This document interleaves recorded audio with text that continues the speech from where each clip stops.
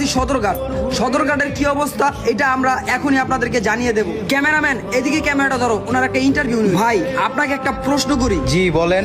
আপনার কাছে বন্ধু বান্ধবের গুরুত্ব কতটুকু? কি বললেন? বন্ধু বান্ধবের গুরুত্ব না?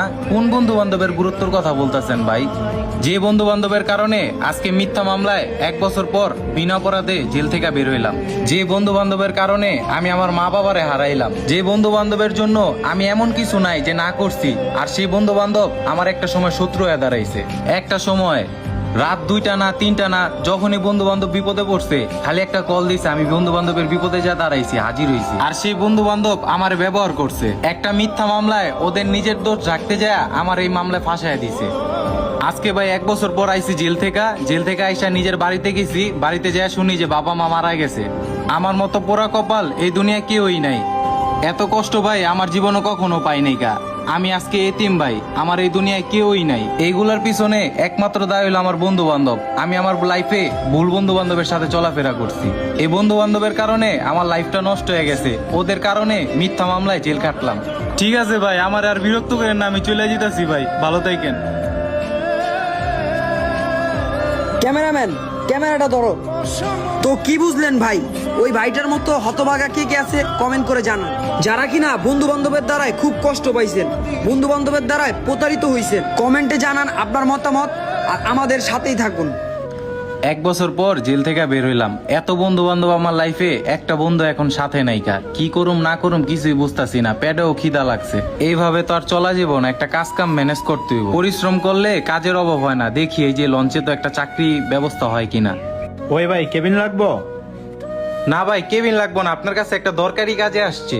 কি দরকারি কাজ বলো? ভাই আমার একটা চাকরি লাগবো। তুমি কি আগে পরে কোথাও চাকরি করছো? না ভাই, কোনো জায়গায় চাকরি করি নাই। আচ্ছা, তুমি কি এই লঞ্চে চাকরি করতে পারবা? এখানে ঝাড়ু দেবা, উপরে কেবিন কুবিন পরিষ্কার করবা, এগুলো করতে হবে, তোমার পারবা? হ ভাই, আমার যে কোনো চাকরি দেবেন আমি করতে পারুম ভাই। আমার চাকরিটা খুবই দরকার ভাই, আমি অনেক ক্ষুধার্ত ভাই। আচ্ছা ঠিক আছে, তোমার চাকরি কনফার্ম। তোমার রেফারেন্সে কি আছে নিয়ে আসো। ভাই আমার তো কেউই নাই। কেউ নাই মানি? তোমাকে যদি চাকরি দিতে হলে তো একজন রেফারেন্সের লোক লাগবে, আর যদি লোক না থাকে তাহলে কিভাবে চাকরি করবা? ভাই আমার এই দুনিয়ায় কেউই নাই। একটা মিথ্যা মামলায় জেলে গেছি, জেল থেকে বের হয়ে শুনি যে আমার বাবা মা মারা গেছে। ভাই আমার এই চাকরিটা খুবই দরকার ভাই, আপনার পায়ে ধরি ভাই, আমার এই চাকরিটা দেন ভাই। না না না, এভাবে চাকরি দেওয়া যাবে না, তুমি যাও।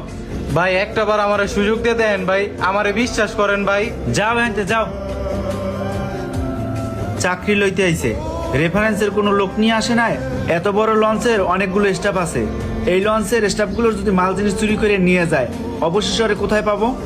শরীরটাও ক্লান্ত, জ্বর জ্বর ভাব শরীরে, যাই এখানে একটু রেস্ট করি। চাকরিটা ম্যানেজ হয়ে গেল, অন্তত দুপুরের খাবারটাও ম্যানেজ হয়ে গেত। চাকরিটা হইল না, প্যাডের ক্ষুধায় শরীর ক্লান্ত হয়ে গেছে, এখানে একটু শুয়া রেস্ট করি। কি অবস্থা, সদরঘাটারে কি বানা রাখছে। আরো একটু পরে সারা রাইবো আয়া যদি দেখে যে এইভাবে হুয়া মুয়া লিছে, আহা এই এই তোর হপ, এরা কি বাড়িঘর? এই মি এই উঠেন, আলা ডেন্ডি মুন্ডি খায় এদিকে সব এই বেড়া, এরা কি ঘুমানোর জায়গা?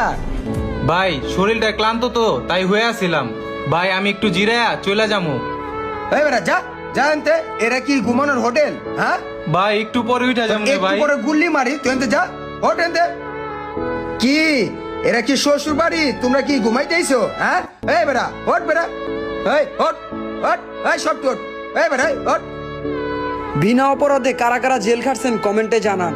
কে কোন জেলা থেকে দেখতেছেন সেটাও কমেন্টে জানাবেন। নেক্সটে কোন জেলা নিয়ে ভিডিও করব অবশ্যই কমেন্টে জানান। আর ভিডিওটা ভালো লেগে থাকলে অবশ্যই একটা শেয়ার করে দেবেন। ধন্যবাদ।